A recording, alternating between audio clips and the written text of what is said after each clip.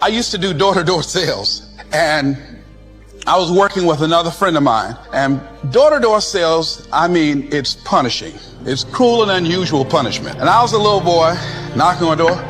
Hello, would you like to buy a nice working television set? No money down? No! Bam! They slammed the door in your face. And the friend of mine that was working with me, they slammed the door in his face, and I looked back, and he was going to the car. He said, I can't do this. And he sat down in the car, and he said, you go ahead, I'll be here when you get back. Now, he had a mother and father to take care of him. My mother was ill. I am adopted. I was hungry. I had to go on. I learned something about myself, that when you step into your fears, somebody said, it was Winston Churchill, he said that courage is going from failure to failure without losing enthusiasm. When you step into your fears and continue to push yourself to go on, something happens for you. It will enable you to transcend yourself. I went to the next door.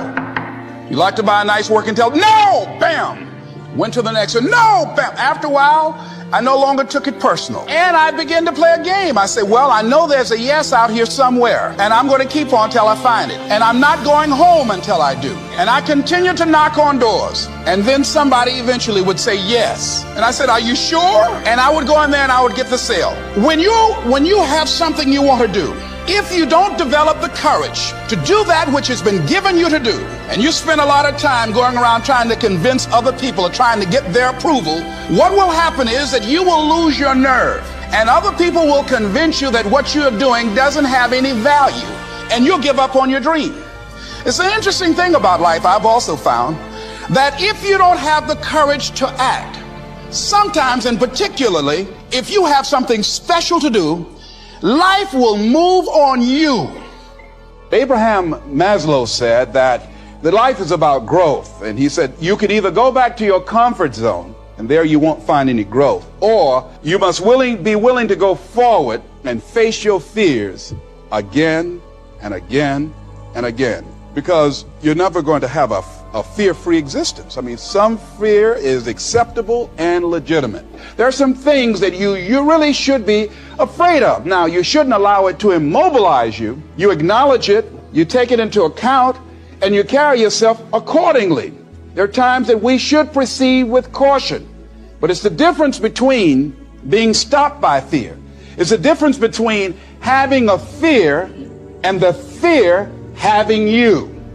So what do? One, acknowledge it, and knowing that it's okay. Don't condemn yourself for being afraid. It's perfectly fine to have some fears. You acknowledge your fears, you embrace those fears, and then you move on. You act on whatever it is that you fear. Because once you embrace it, see, what you resist will persist. What you resist will persist. So one of the most important things is to begin to embrace your fear. So what we've got to begin to do, how do we handle that? What's the process? Because it's all up in here. One, I think, is imagine the worst case scenario. Then I had another technique I used. Visualize yourself being more than able and capable of handling it.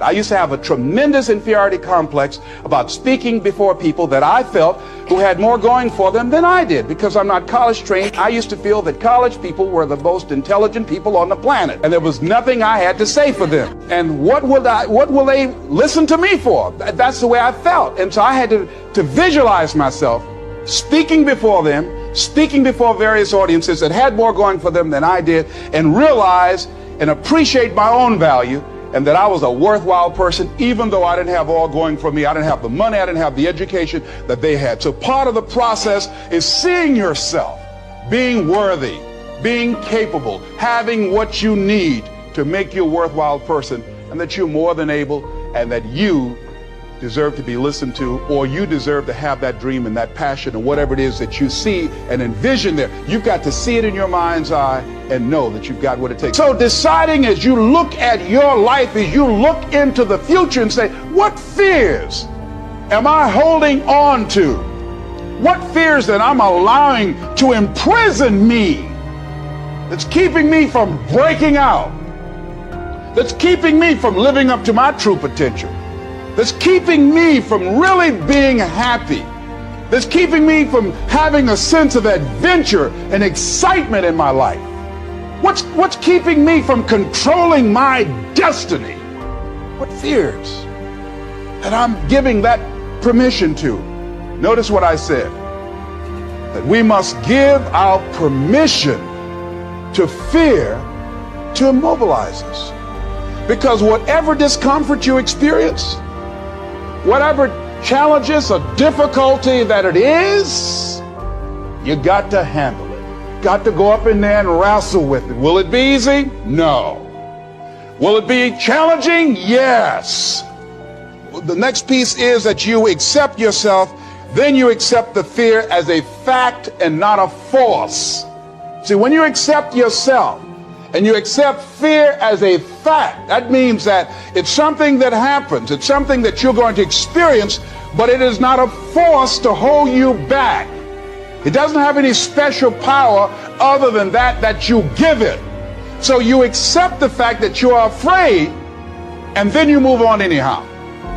You move on past it, and you do whatever you've got to do. See, when you are not filling your life with the things that you are capable of doing, see, we all have some stuff that we've been given.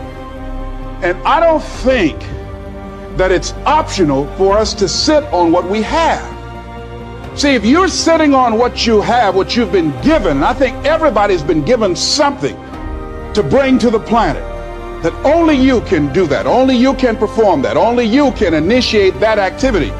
And if you don't do that, if you're not filling in your life with your life work or your mission, then there are gaps in your life. And what we do when we're not living out our true identity, we begin to fill the gaps. We fill the holes with garbage, alcohol, drugs, worry, self-destructive behavior. So when you begin to look at your life and you know that you're not doing what you can do because you have allowed yourself to be held captive by your fears,